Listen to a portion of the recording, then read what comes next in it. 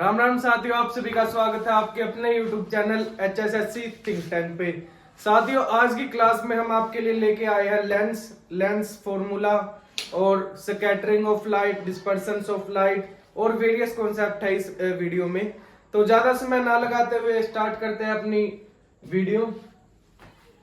Topic का नाम है लेंस। लेंस क्या होता है?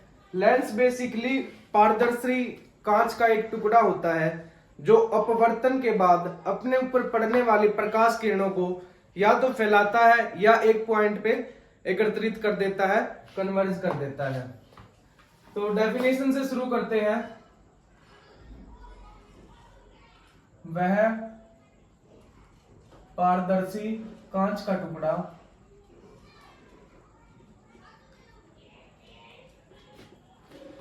जो अपने ऊपर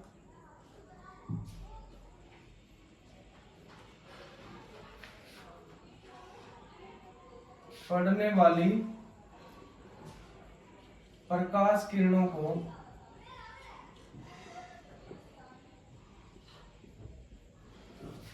अपवर्तन के बाद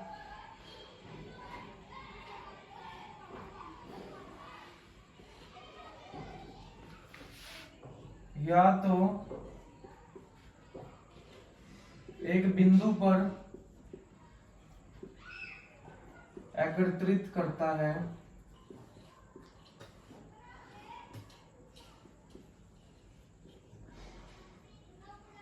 या फैलाता है। तो उस माध्यम को क्या कहा जाएगा? उस ऑब्जेक्ट को क्या कहा जाएगा? लेंस कहा जाएगा। अब हम बात करते हैं लेंस के टाइप की। जो लेंस होते हैं दो प्रकार के होते हैं। कॉन्वेक्स लेंस, जिसे हम उत्तल लेंस कहते हैं। दूसरा प्रकार है इसका कॉनकेव लेंस, जिसे अवतल लेंस का नाम दिया गया है। अब लेंस के प्रकार जो है दो, कॉन्वेक्स लेंस और कॉनकेव लेंस, इनके बारे में कंपैरिजन करते हुए पढ़ेंगे ताकि याद करना, इन्हें समझना और भी इजी हो जाए। और जब एग्जाम में ऑप्शन के माध्यम से जब आपसे क्वेश्चन पूछा जाएगा, ऑप्शन के माध्यम से आप रिलेट करने की कोशिश करेंगे तो दोनों लेंस का जो फर्क है वो आपके माइंड में सेट होगा। अब इनका कंपैरिजन करके एक दूसरे को के साथ में पढ़ते हैं।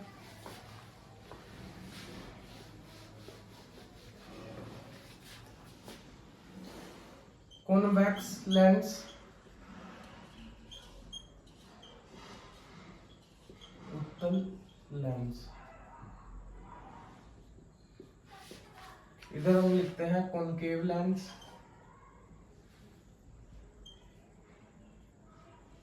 अवतल लेंस।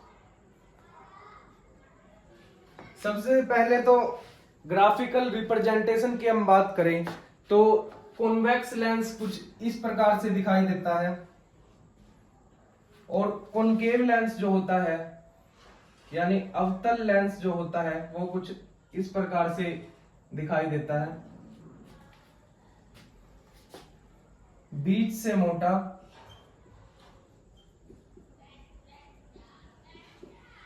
साइड से या किनारों से कह लो, किनारों से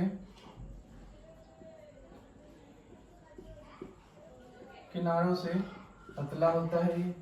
बात करें कॉनकेव लेंस की तो ये बीच से पतला होता है और किनारों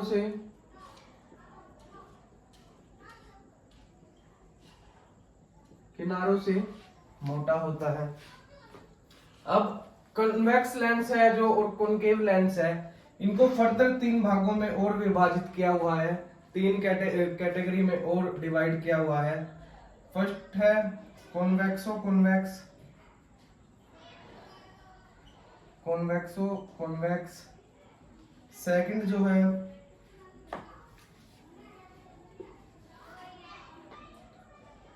जो है प्लेनो कॉन्वेक्स।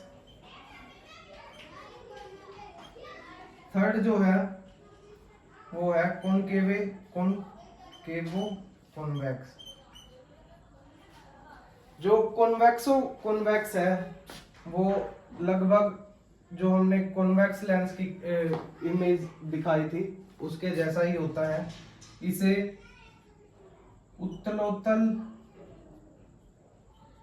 उत्तल लेंस कहा जाता है, उत्तल लेंस। बात करें हम प्लेन कॉन्वेक्स की तो इसका एक हिस्सा जो रहता है वो प्लेन होता है और दूसरा हिस्सा जो है ये कर्व शेप में रहता है कुछ इस प्रकार से। इसको कहा जाता है समतल उत्तल लेंस। जो इसका थर्ड टाइप है कॉनकेवो कॉन्वेक्स, इसे अवतलोत्तल उत्तल लेंस कहा जाता है।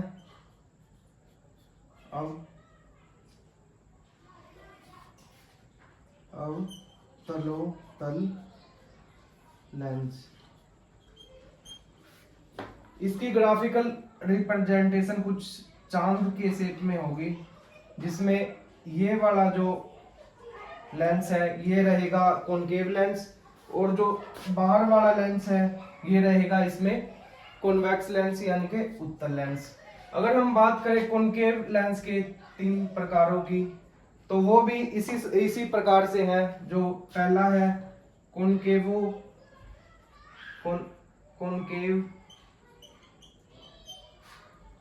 जो दूसरा प्रकार है प्लेनो कॉनकेव और जो तीसरा प्रकार है वो है कॉन्वेक्सो कॉनकेव। आइडेंटिफिकेशन के लिए ध्यान रखना जो पीछे वाला वर्ड है ये उस लेंस के प्रकार को दर्शाएगा, यानी कि इस हर लेंस की इसके जो 3 प्रकार है इनमें तीनों प्रकारों के लास्ट में कॉन्वेक्स है, तो आप समझ जाना कि ये कॉन्वेक्स लेंस के पार्ट है। और जो इधर वाले की बात करें हम कॉनकेव लेंस की बात करें तो इसके तीनों प्रकारों में लास्ट में कॉनकेव आ रहा है, तो ये कॉनकेव लेंस के पार्ट है। हिंदी में अगर बात करें कॉनकेव लेंस को क्या कहा जाएगा, इसको उभयतल लेंस कहा जाएगा। प्लेनो कॉनकेव को समतल अवतल लेंस कहा जाएगा। अगर बात करें हम कॉन्वेक्सो कॉनकेव लेंस की तो इसे उत्तलोत्तल अवतल लेंस कहा जाएगा। बात करें ग्राफिकल रिप्रेजेंटेशन की, ये कहां है? अगर किसी को नोट करना है तो नोट कर लो। फिर जो कॉनकेव लेंस के टाइप है उनका ग्राफिकल रिप्रेजेंटेशन हम कुछ इस प्रकार से दिखाएंगे इधर। जो कॉनकेव लेंस है यानी उभयतल लेंस है वो आपका सेम ऐसा ही होगा जैसा हमने कॉनकेव लेंस को दर्शाया था। बात करें हम प्लेन कॉनकेव लेंस की तो वो उसका एक तल क्या होगा, बिल्कुल प्लेन होगा और दूसरा तल जो है वो अवतल लेंस की शेप में होगा, यानी कि कुछ इस प्रकार से होगा। और कॉन्वेक्सो कॉनकेव लेंस की बात करें यानी उत्तलोत्तल अवतल लेंस की अगर बात करें हम, इसमें एक हिस्सा जो रहता है वो उत्तल लेंस का रहेगा और दूसरा हिस्सा जो रहेगा वो अवतल लेंस का रहेगा और इसकी शेप या इसकी ग्राफिकल रिप्रेजेंटेशन जो है वो कुछ इस प्रकार से रहेगी। इसमें एक हिस्सा कॉन्वेक्स लेंस का रहेगा, एक हिस्सा रहेगा कॉनकेव लेंस का। तो ये थी सब category of concave lens and convex lens. अब कुछ और फैक्ट इनके बारे में पढ़ेंगे, कुछ और जानकारी हम लेंगे। इन दोनों लेंसों को ना बायफोकल लेंस कहा जाता है। बायफोकल लेंस, दोनों लेंसों को बायफोकल लेंस कहा जाता है। क्यों कहा जाता है वो हम देखेंगे। आप देखेंगे कॉन्वेक्स लेंस जो है, उत्तल लेंस जो है कुछ इस प्रकार से बना हुआ है। अगर हम कुछ इस प्रकार से सर्कल ड्रॉ करें तो इन दोनों लेंसों को बाइफोकल लेंस कहा जाता है। क्यों कहा जाता है वो हम देखेंगे। मान लो ये कॉन्वेक्स लेंस है, उत्तल लेंस है। अगर इसके सर्कल को हम पूरा ड्रॉ करें तो आप देखेंगे कि ये दो सर्कल का पार्ट है या दो स्फीयर का पार्ट हम कहें। जो सेंटर में होता है ये होता है ऑप्टिकल सेंटर,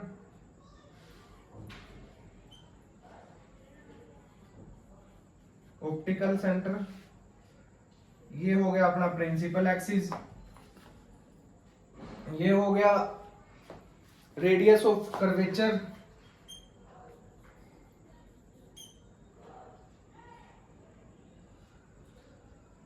लेंस के कॉन्टेक्स्ट में हम बात करें तो जो ये पॉइंट होता है इसको 2f का नाम दिया जाता है, और जो इसके बीच का पॉइंट होता है इसे f का नाम दिया जाता है। आपने देखा होगा कि जो r होता है वो 2f के बराबर होता है, और यहाँ पर हम r लेने की बजाय क्या लेते हैं, 2f लेते हैं, यानी फोकल जो लेंथ होती है उसका डबल लेते हैं। ऐसे ही इस सर्कल का अगर जो सेंटर होगा, सेंटर से ऑप्टिकल सेंटर के बीच की दूरी रेडियस कहलाती है। यहाँ पर रेडियस हम 2f लेते हैं तो ये पॉइंट हो गया 2f, और जो इनके बीच की दूरी होती है वो होती है f। आप देखेंगे कि यहाँ पर दो तो 2f है यानी कि रेडियस है, रेडियस वाला पॉइंट है, और दो ही फोकल पॉइंट और 2f वाले पॉइंट है। तो यहाँ पर इसलिए इस लेंस को बाइफोकल लेंस कहा जाता है। अगर ड्रॉ करें हम कॉनकेव लेंस को तो आप देखेंगे कि ये भी इसी प्रकार से दो स्फीयर का पार्ट होता है, कुछ इस प्रकार से। अगर वही प्रिंसिपल एक्सिस ड्रॉ करते हैं तो यहाँ पे इसका f पॉइंट हो जाएगा यानी फोकल पॉइंट हो जाएगा, और इस स्फीयर के सेंटर में 2f पॉइंट हो जाएगा। इसी प्रकार से यहाँ पर f पॉइंट हो जाएगा और इसके सेंटर में 2f पॉइंट हो जाएगा। इस एक्सिस को हम कहेंगे प्रिंसिपल एक्सिस, जैसा हम मिरर वाले कॉन्टेक्स्ट में देखते थे, प्रिंसिपल एक्सिस। और वहां पर हम पोल या ध्रुव बोलते थे, और यहाँ पर क्या कहा जाएगा, उस पॉइंट को ऑप्टिकल सेंटर कहा जाएगा, ऑप्टिकल सेंटर। अब आगे बढ़ते हैं।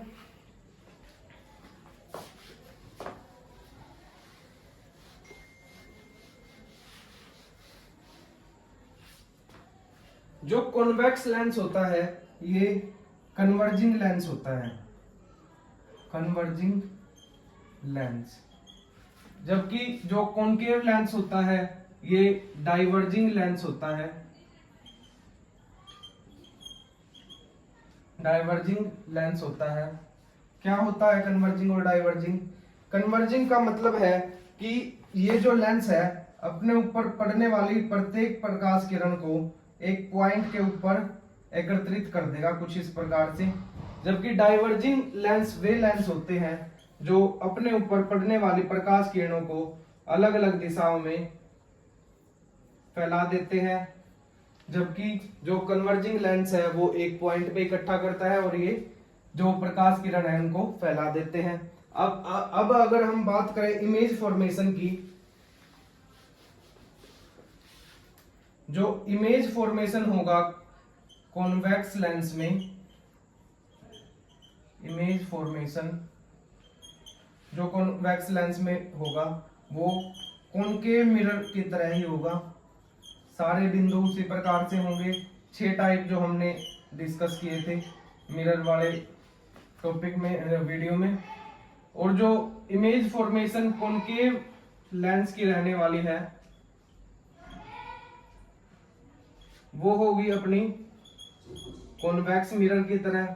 वही 2 पॉइंट जो हमने पहले डिस्कस कर चुके हैं हम, 2 प्रकार से होगा।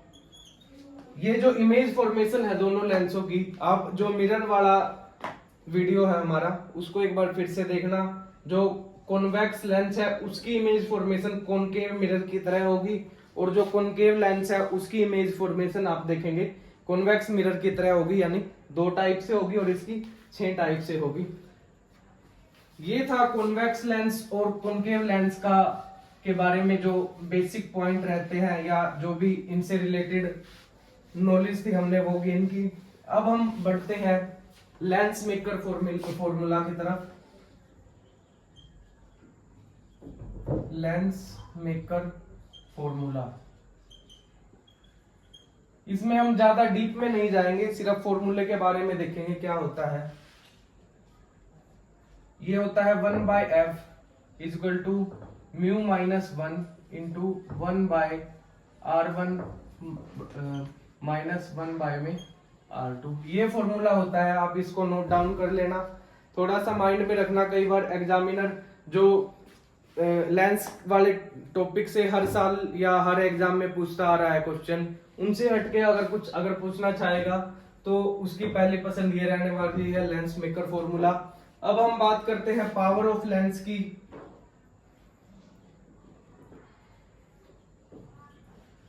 पावर ऑफ लेंस किससे डिनोट करते हैं? पावर ऑफ लेंस को, यानी लेंस की अक्षमता को किससे डिनोट करते हैं? P से डिनोट करते हैं, और ये किसके इक्वल होता है? 1/f। यहाँ पर f क्या है? अपनी फोकल लेंथ है।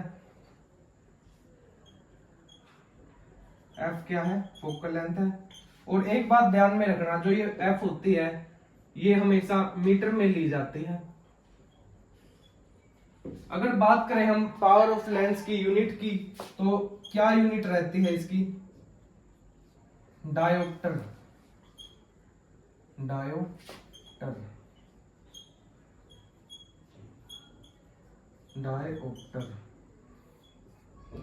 जो पावर ऑफ लेंस की यूनिट है वो डायोप्टर है। P इक्वल टू 1/f है। अगर हम एक न्यूमेरिकल की बात करें, न्यूमेरिकल देखना चाहें, इससे पहले इससे रिलेटेड एक दो और फैक्ट जो है वो हम देखेंगे।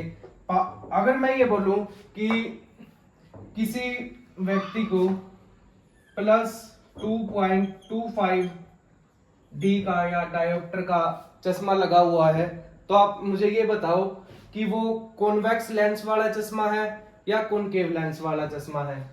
और अगर साथ में मैं बोलूं किसी व्यक्ति को -0.25 डायोप्टर की पावर वाला चश्मा लगा हुआ है, तो ये माइनस है, ये क्या इंडिकेट कर रहा है? ये कौन से लेंस के बारे में हमें बता रहा है? तो इसका जवाब होगा, जो प्लस वाला होगा वो तो होगा आपका कॉन्वेक्स लेंस, यानी उसे उत्तल लेंस लगा हुआ है। और जो माइनस वाला होता है वो होता है कॉनकेव लेंस, यानी उसे अवतल लेंस वाला चश्मा लगा हुआ है।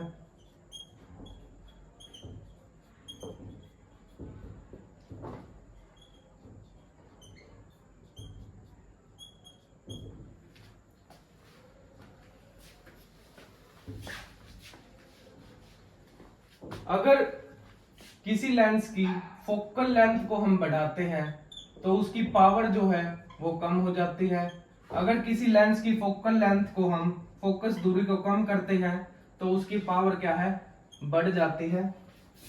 और अब हम कॉन्वेक्स लेंस और कॉनकेव लेंस से रिलेटेड दो आंखों के या नेत्र दोष हैं, उनके बारे में डिस्कस करते हैं। कौन कौन से हैं?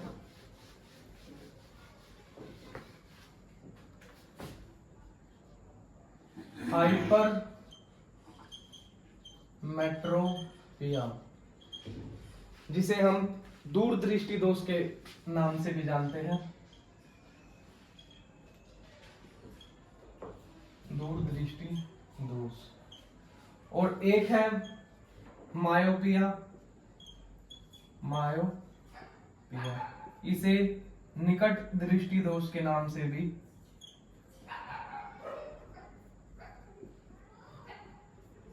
भी जाना जाता है। जो हाइपर मेट्रोपिया होता है यानी दूर दृष्टि दोष होता है, इन दोनों दोषों को याद करने की एक सिंपल सी ट्रिक है।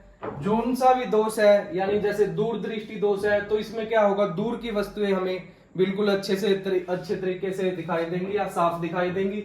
जबकि निकट दृष्टि दोष है, इसमें निकट की वस्तुएं हमें बिल्कुल क्लियर दिखाई देंगी, एग्जैक्ट दिखाई देंगी।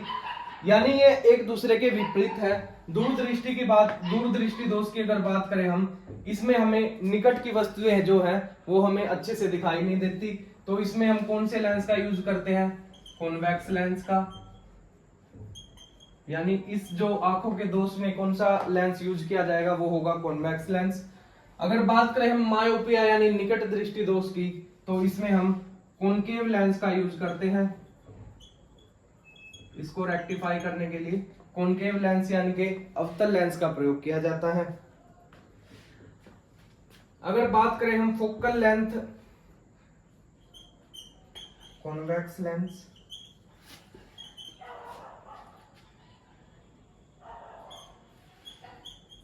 और कॉनकेव लेंस। कॉन्वेक्स लेंस में क्या होता है, फोकल लेंथ जो रहती है वो पॉजिटिव रहती है। अगर फोकल लेंथ पॉजिटिव है तो पावर भी हमेशा पॉजिटिव में रहेगी। अगर बात करें हम कॉनकेव लेंस की यानी अवतल लेंस की, तो इसमें फोकल लेंथ जो रहती है वो नेगेटिव रहती है, और पावर की अगर बात करें हम तो पावर भी नेगेटिवली रहती है। क्यों रहती है, क्योंकि P = 1/f होता है। अगर F पॉजिटिव है तो पावर भी पॉजिटिव में आएगी, अगर F नेगेटिव है तो पावर भी नेगेटिव में आएगी। अब हम आगे बढ़ते हैं।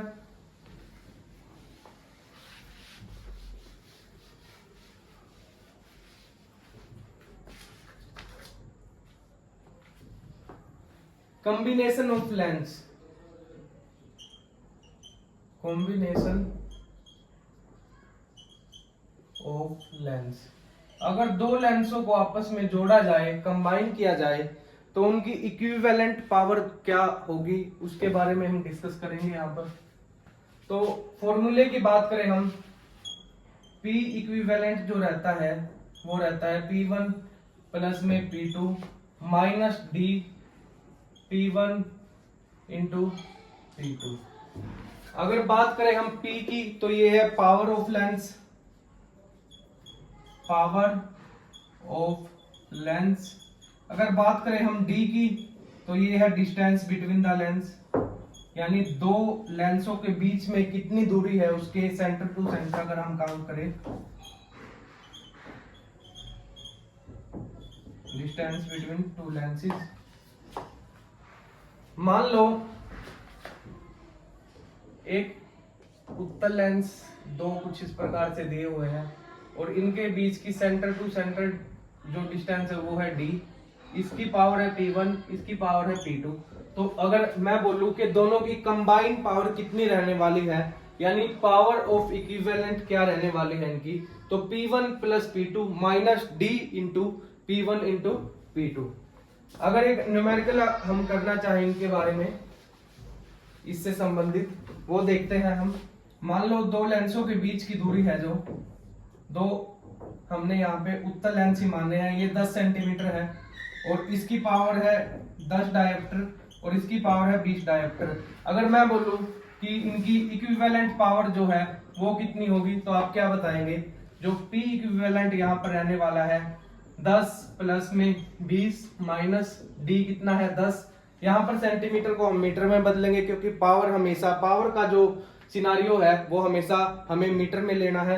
आपने देखा भी होगा जो P = 1/f होता है, तो ये F किस में लेते हैं, हम हमेशा मीटर में लेते हैं, इसलिए यहाँ पर सेंटीमीटर को हम मीटर में चेंज करेंगे तो 10/100 हो जाएगा। यहाँ पे गुना करेंगे, पहले P1 यानी कि 10 और P2 यानी कि 20, तो यहाँ पर 30 माइनस के 40, 30 माइनस के 20, तो ये कितनी हो जाएगी इक्विवेलेंट पावर इनकी 10D हो जाएगी, यानी प्लस 10D हो जाएगी। जो दोनों की कंबाइन पावर होगी वो यहाँ पर 10 डायोप्टर हो जाएगी। और इसी प्रकार से अगर मैं आपको यहाँ बोलूं कि यहाँ पर अवतल लेंस है और इनके बीच की दूरी मान लो 10 सेंटीमीटर ही है, अगर इसको हम चेंज कर देते हैं 20 डायोप्टर पर और इसको कर देते हैं 50 डायोप्टर, इसकी पावर हम बोल देते हैं। अगर मैं बोलूं कि दोनों की कंबाइन पावर कितनी रहने वाली है, तो वो कितनी होगी, आपको एक चीज यहाँ पर ध्यान रखनी होगी, ये कितनी होगी P1 प्लस में P2 minus D into P1 into में P2। तो यहाँ पर P1 कितनी है, ये उत्तल लेंस है, उत्तल लेंस के सिनारियो में फोकल लेंथ हुई, पावर हुई वो हमेशा पॉजिटिव लेनी है, तो यहाँ पर 20 आ जाएगा। अब बात करते हैं यहाँ पर अवतल लेंस हमें साफ साफ दिखाई दे रहा है और इसकी पावर 50 है, तो यहाँ पर -50 हम करेंगे।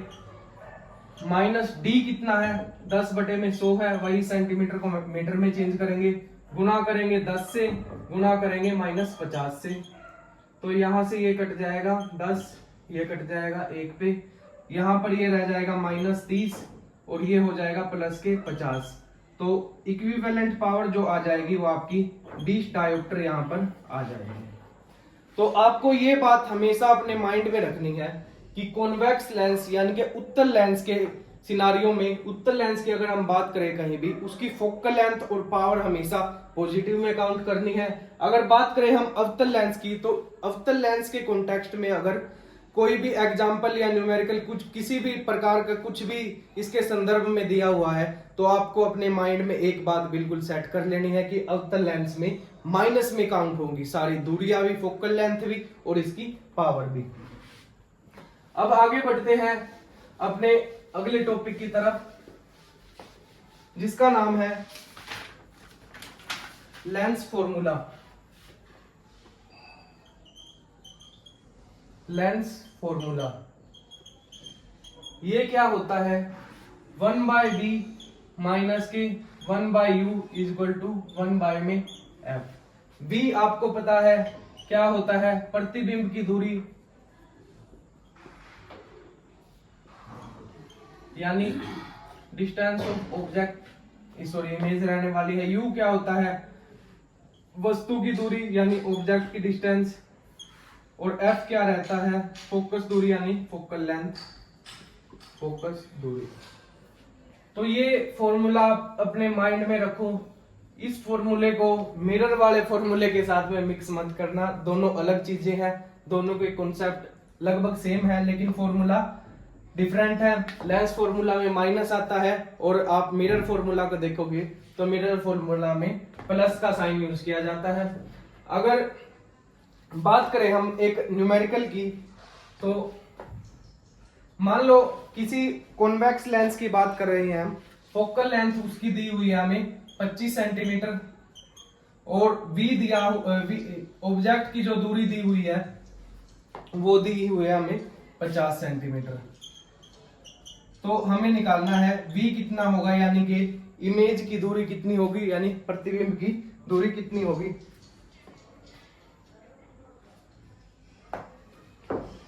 तो मान लो ये है उत्तल लेंस हमारा, इसमें ऑब्जेक्ट हम लेफ्ट साइड में रखेंगे। अगर आपको साइन कन्वेंशन याद हो तो राइट साइड वाले जो दूरियां थी वो हम पॉजिटिव में लेते हैं और लेफ्ट साइड वाली दूरियां हैं वो नेगेटिव में लेते हैं। आपको पता है कि ऑब्जेक्ट कुछ इस प्रकार से यहां रखा होगा, तो जो u हमारे रहने वाली है वो माइनस में होगी। तो 1/v किसके इक्वल हो जाएगा? 1/v माइनस 1/u, यानी कि 1/- के 50। 1/f कितना है? 25 है, क्योंकि फोकल लेंथ कॉन्वेक्स लेंस के कॉन्टेक्स्ट में हम पॉजिटिव में लेते हैं। तो 1/v यहां हो जाएगा 1/50 इज इक्वल टू 1/25। 1/v की अगर बात करें तो माइनस 1/50 प्लस में 1/25। 1/v यहां हो जाएगा -1 + 2/50, यानी 1/v भी यहाँ पर 1/50 हो जाएगा, यानी v की जो दूरी होगी, लेंथ होगी, वो 50 सेंटीमीटर यहाँ पर रहने वाली है। तो इस प्रकार से बिल्कुल सिंपल क्वेश्चन पूछे जाते हैं लेंस से रिलेटेड, अगर न्यूमेरिकल की बात करें हम। लेकिन आपको ये फॉर्मूला अपने दिमाग में सेट करना पड़ेगा। लेंस वाले फॉर्मूला में माइनस का यूज किया जाता है, जबकि मिरर वाले फॉर्मूला में प्लस का यूज किया जाता है। अब आगे बढ़ते हैं डिस्पर्सन ऑफ लाइट की तरफ, प्रकाश का वर्ण विक्षेपण। डिस्पर्सन ऑफ लाइट, ये हमने पहले भी पढ़ा हुआ टॉपिक है, तो इसके बारे में ज्यादा गहनता से अध्ययन नहीं करेंगे, बस इसके बेसिक जो पॉइंट है वो देखेंगे। प्रकाश का वर्ण विक्षेपण क्या बताता है? डिस्पर्सन ऑफ लाइट हमें, मान लो कोई प्रिज्म है, उसमें से जब प्रकाश की किरण जाएगी तो ये 7 भागों में 7 अलग अलग कलर में डिवाइड हो जाएगी, जिस पैटर्न को नाम दिया गया है विबग्योर टॉप मोस्ट जो रहता है उसमें रेड रहता है और बॉटम मोस्ट जो रहता है वो वैलेट यानी बैंगनी कलर रहने वाला है,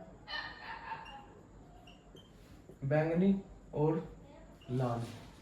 तो रेड कलर के बारे में अगर बात करें हम, जो रेड कलर होता है इसकी वेवलेंथ जो होती है वो मैक्सिमम होती है यानी उच्च होती है। अगर बात करें हम फ्रीक्वेंसी की तो ये मिनिमम रहती है। अगर बात करें हम रिफ्रैक्टिव इंडेक्स की यानी अपवर्तनांक की तो वो भी मिनिमम होती है।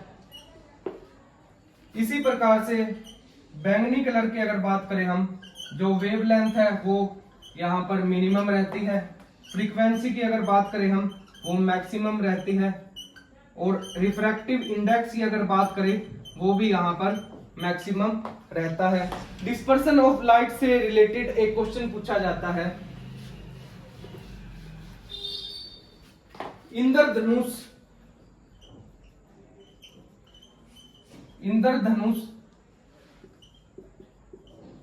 किस फिनोमिना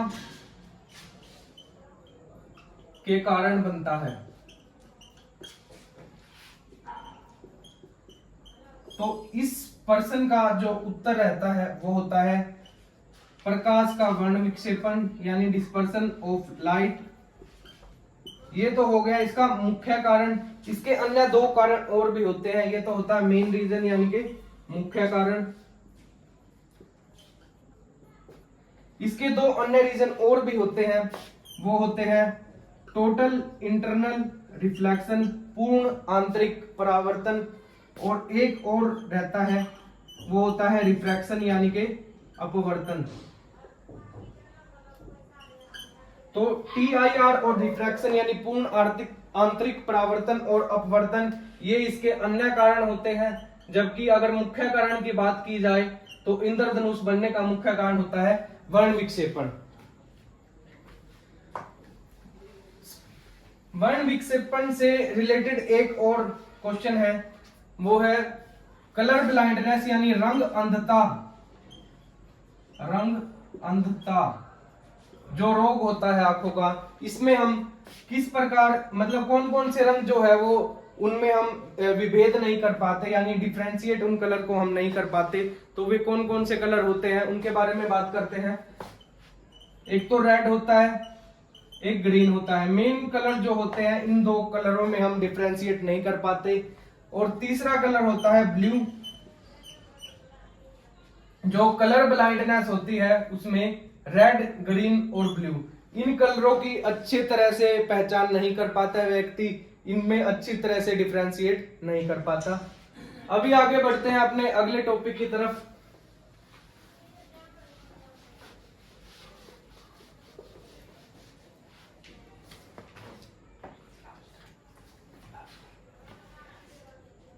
जिसे कहा गया है स्कैटरिंग ऑफ लाइट।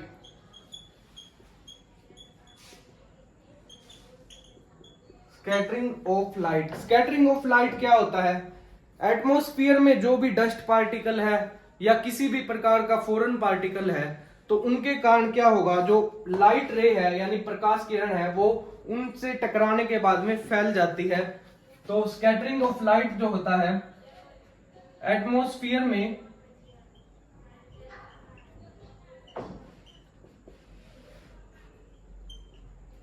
पार्टिकल्स के कारण प्रकाश का फैल जाना, वो होता है स्कैटरिंग ऑफ लाइट। अगर बात करें हम सबसे ज्यादा स्कैटरिंग किस कलर की होती है, सबसे ज्यादा स्कैटरिंग कौन से रंग की होती है, तो वो होता है बैंगनी कलर यानी बैंगनी रंग की जो स्कैटरिंग होती है, बैंगनी रंग का फैलाव ज्यादा होता है। क्यों होता है? क्योंकि इसमें वेवलेंथ जो रहती है वो कम रहती है, वेवलेंथ इसमें मिनिमम होती है।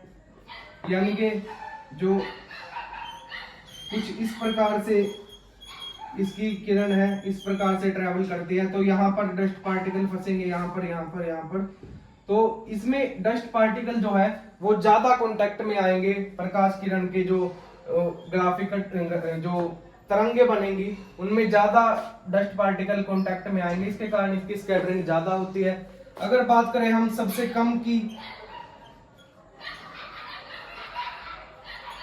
कम स्कैटरिंग किसकी होती है, वो होती है लाल रंग की, क्योंकि इसमें वेवलेंथ जो रहने वाली है, आपको पता है कि प्रकाश के लाल रंग की जो वेवलेंथ होती है, तरंग दैर्घ्य जो होता है वो सबसे ज्यादा होता है।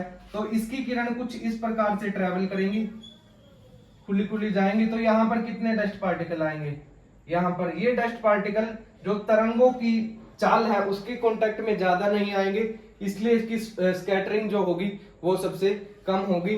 अब इसके एग्जाम्पल की बात करते हैं और इस वीडियो को विराम देते हैं।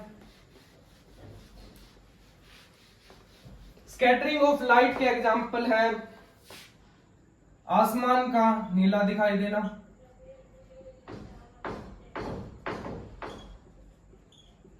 आसमान का नीला दिखाई देना किसके कारण है, स्कैटरिंग ऑफ लाइट के कारण है। समुद्र के जल का नीला दिखाई देना, समुद्र के जल का नीला दिखाई देना वो किसके कारण है, वो भी स्कैटरिंग ऑफ लाइट के कारण है।